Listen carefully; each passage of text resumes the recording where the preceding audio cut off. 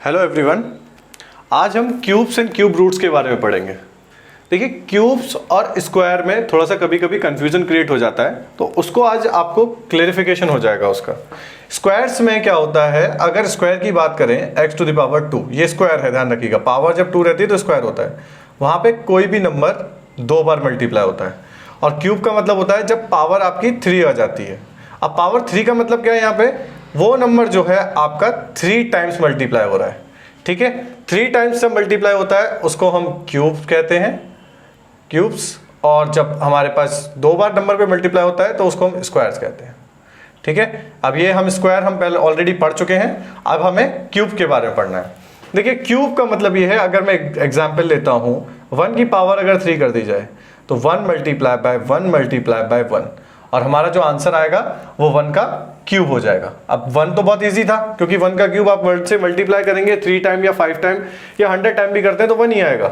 लेकिन आप ये देखिए, एक्चुअल क्यूब स्टार्ट होते हैं 2 से, क्योंकि 2 का जब हम 3 टाइम मल्टीप्लाई करते हैं तो हमारा आंसर सीधे 8 आ जाता है। तो आपको ये याद रखना पड़ेगा, 2 का क्यूब क्या होता है, 8 होता है। तो पहला टॉपिक बहुत इजी है कि क्यूब क्या होते हैं। किसी भी नंबर को जब 3 बार उसका मल्टीप्लाई करके जो वैल्यू हमें ऑब्टेन होती है, that is called cube of a number. अब देखते हैं परफेक्ट क्यूब क्या होता है। देखिए, नेक्स्ट टॉपिक हमारा परफेक्ट क्यूब है। परफेक्ट क्यूब क्या होते हैं, देखिए मैंने कहा आपसे, अगर मैं 2 का क्यूब लिखता हूं तो वो आपका 8 आ जाता है। 3 का क्यूब अगर करेंगे तो आपके सामने वो 27 आ जाएगा। ठीक है, ब्रैकेट लगा लेते हैं, थोड़ा क्लियर हो जाएगा। 4 का क्यूब अगर आप निकालेंगे तो आपके सामने 64 आएगा। ऐसे ही 5 का क्यूब अगर निकालेंगे तो आपका 125 आएगा। तो आप नोटिस कीजिए, जब हम इन नंबर्स को 3 टाइम मल्टीप्लाई करते हैं तो ये ऑब्टेन वैल्यूज आती हैं, और ये हमेशा यही रहेंगी।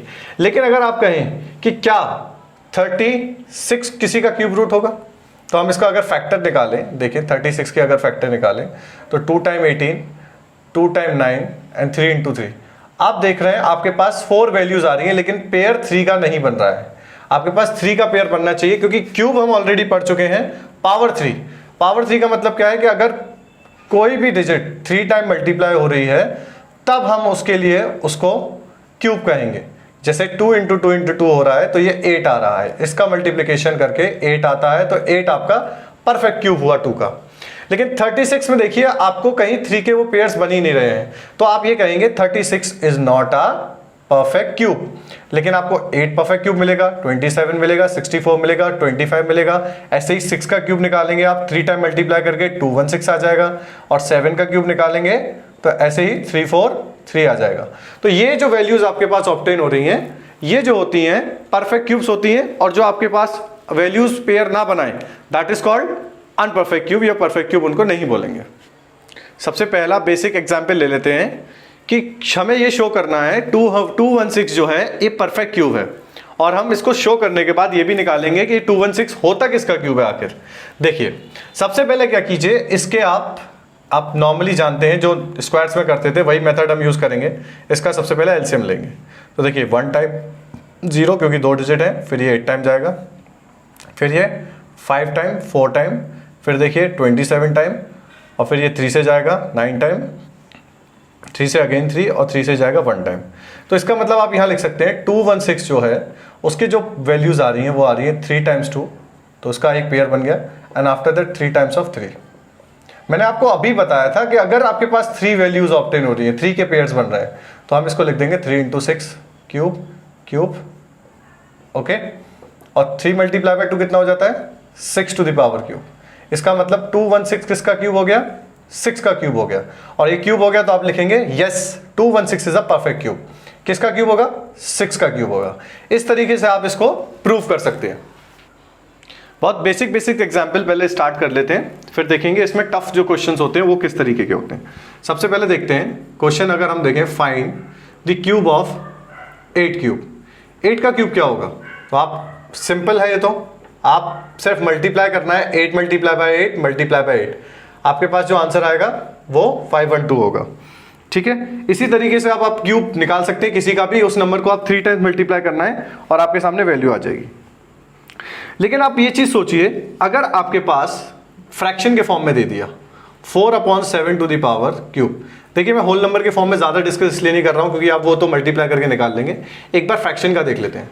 फ्रैक्शन में क्या होगा, 4 × 4 × 4 वही 3 टाइम्स, और 7 × 7 × 7 3 टाइम्स। देखिए 4 का क्यूब 64 होता है। मैंने तो याद किए हुए हैं, आप भी याद हो जाएंगे, आपको प्रैक्टिस बार बार करेंगे अपने आप याद हो जाएंगे। और 7 का होता है 343।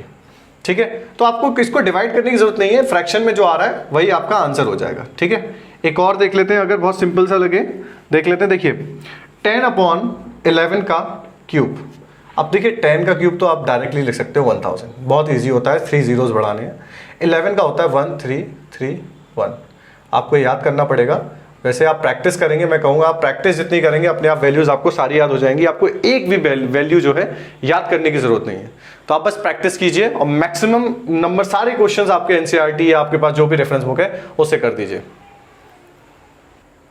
अब हमें एक क्वेश्चन करना है, इसमें देखिए निकालना हमें क्यूब रूट ही है, क्यूब सी निकालने हैं, लेकिन हमें ये बोला गया है इवन नंबर्स के क्यूब रूट्स निकालने हैं। देखिए जैसे मैं एक वैल्यू लेता हूँ 216, हमें बताना है 216 क्या किसी इवन नंबर का क्यूब होगा। तो देखिए मुझे याद है ये 216 6 का क्यूब होता है और 6 आपका इवन नंबर होता है, तो यस ये इवन नंबर का क्यूब है। ऐसे ही अगर सेकंड वैल्यू ले लें एग्जाम्पल के तौर पे 729 किसी का क्यूब रूट होता है। तो जो क्यूब होता है अब देखते हैं 729 का, तो 729 का पता है 9 का क्यूब होता है। ठीक है, तो 9 क्या होता है, ऑड होता है, तो यहां लिख देंगे आप ऑड। तो आप इसी तरीके से वैल्यू पकड़ सकते हैं कि अगर लास्ट नंबर देखिए इवन है तो इवन की वैल्यू, लास्ट नंबर ऑड है तो ऑड उसका क्यूब रूट होगा।